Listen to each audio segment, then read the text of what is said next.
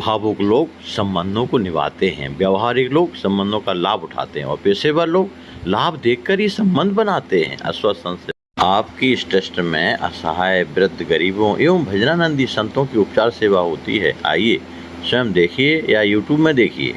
राम नाम महाराज की जय हो।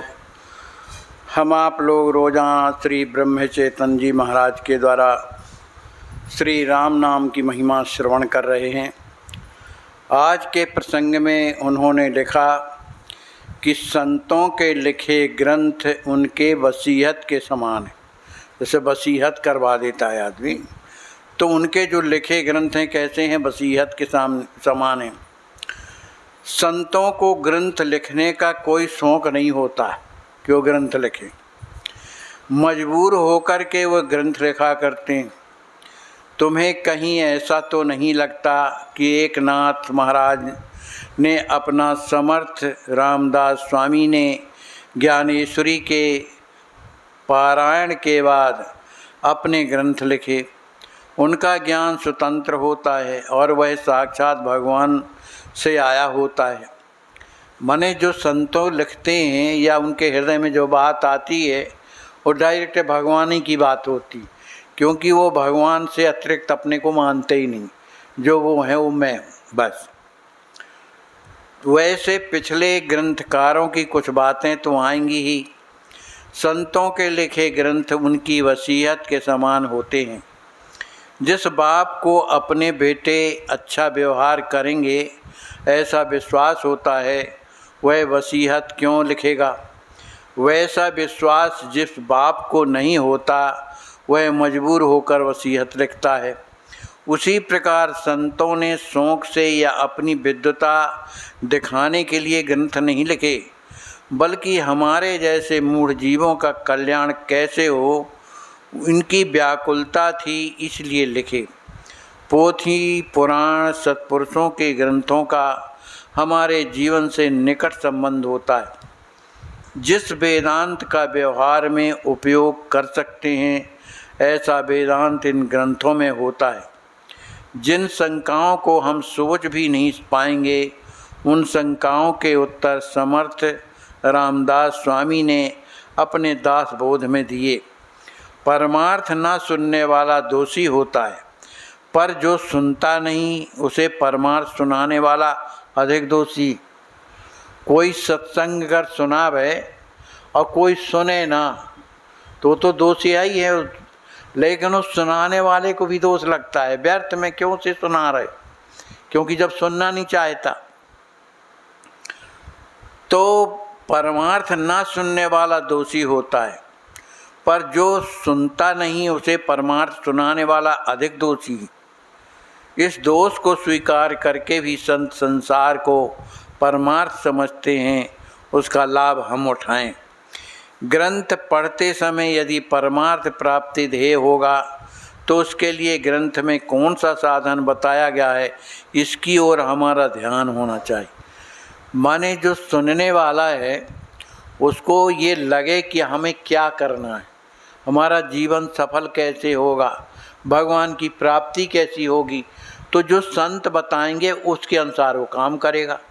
अब जिसको कोई मतलब ही नहीं है, हो गया सुनाने वाला सुना रहा है और कुछ सुना कुछ नहीं सुना, तो ये क्या है? दोष है। जिस विषय में हमें पारंगत होना है उसी विषय की पुस्तकें हमें पढ़नी चाहिए। हम उल्टा करते हैं। हमारा अध्ययन का विषय होता है गणित और हम पढ़ते हैं उपन्यास, फिर गणित में उत्तीर्ण कैसे होंगे? यदि परमार्थ ही ध्येय हो तो संतों के ग्रंथों का ही अध्ययन करना चाहिए, उसी का श्रवण मनन करना चाहिए। हमें अपना मन भगवान के चरणों पर अर्पित कर देह प्रारब्ध और नसीब के भरोसे छोड़ देना चाहिए।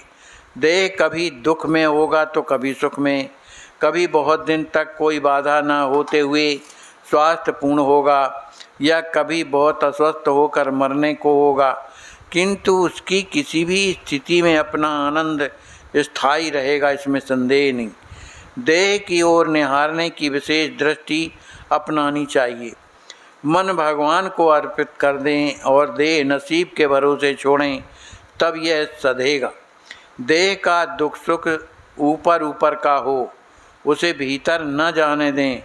मन पर उसका परिणाम भी न होने दें। भगवान के नाम स्मरण में यह निश्चित ही सधता है। अतः अंत में यही कहा जा सकता है कि नाम स्मरण के सिवा और कोई दूसरा उपाय नहीं है। संतों का होना, इसका मतलब उनकी आज्ञा में रहना। हम जिंदा रहें, यह कितनी ज़रूरी है, उतना ही ज़रूरी है हम परमात्मा को जानें। संसार में लोग जिसको नहीं दोष देते, परमार्थ में समर्पित हो जाने पर वह ठीक से घर गृहस्थी नहीं करता, ऐसा कहकर लोग दोष देते हैं। हमें उसकी ओर ध्यान नहीं देना चाहिए। अपने मन के दुख के लिए बस एक ही कारण हो कि मैं अभी भगवान का नहीं हो पाया। जो भगवान की इच्छा के अनुकूल व्यवहार करता है, उसका भला होता है।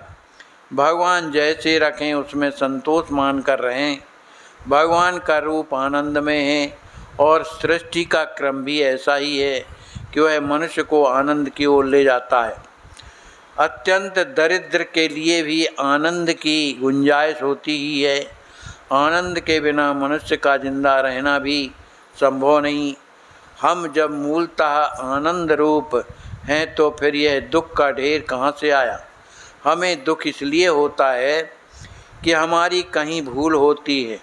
मैं सही हूँ या गलत हूँ, ऐसी आशंका मुक्त व्यक्ति के मन को छूती तक नहीं, क्योंकि देवता और वह एक रूप होते हैं। जो बद्ध हैं उनकी भी शंका नहीं होती, क्योंकि वह भगवान को जानता ही नहीं।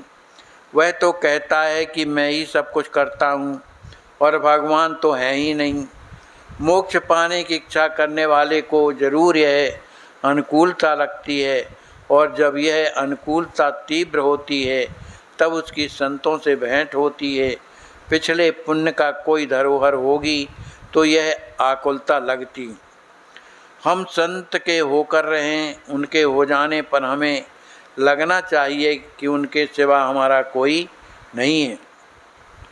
संतों के होना यानी उनकी आज्ञा के अनुसार व्यवहार करना, वे जैसा कहें वैसा करना, लेकिन वे जैसा व्यवहार करते हैं वैसा ना करें। सत्य की संगत करने पर सत्संगत मिलती है। किसी की भी आसक्ति ना रखते हुए संसार में व्यवहार करना ही मुक्तों का लक्षण है। यदि किसी बात की अभिलाषा ही नहीं रखेंगे तो दुख क्यों होगा। अभिलाषा न रखने पर दुख का कारण ही नहीं रहता। जहाँ तुम हो वहीं सद्गुरु हैं, ऐसा तुम्हें लगता है और संतोष होता है। यही उनकी सच्ची कृपा है। श्रद्धा से जो काम होता है वह तपस्या से नहीं होता। अपने गुरु की आज्ञा के अनुसार व्यवहार करने को ही परमार्थ समझो। गुरु साक्षात परमात्मा है, उनकी आज्ञा का पालन ही तपश्चर्या है। इससे भिन्न कुछ नहीं करने की आवश्यकता है, ऐसा नहीं लगना चाहिए। अच्छे लोगों को भी लगता है कि अपने मन के विकार मिट नहीं रहे, किंतु विकार जाते नहीं कि रट लगाकर वे घटते तो नहीं उल्टे बढ़ते हैं। उधर ध्यान नहीं देना चाहिए। नाम स्मरण करने का अपना काम जारी रखें, जिससे विकार अनायास कम होते रहेंगे। किंतु इतना ख्याल जरूर रखा जाए कि मन देह के पीछे पीछे नहीं जा रहा, माने हमारा मन देह से संबंध न रहे और भगवान का नाम स्मरण हो। बोलिए श्री सीताराम नाम महाराज की जय।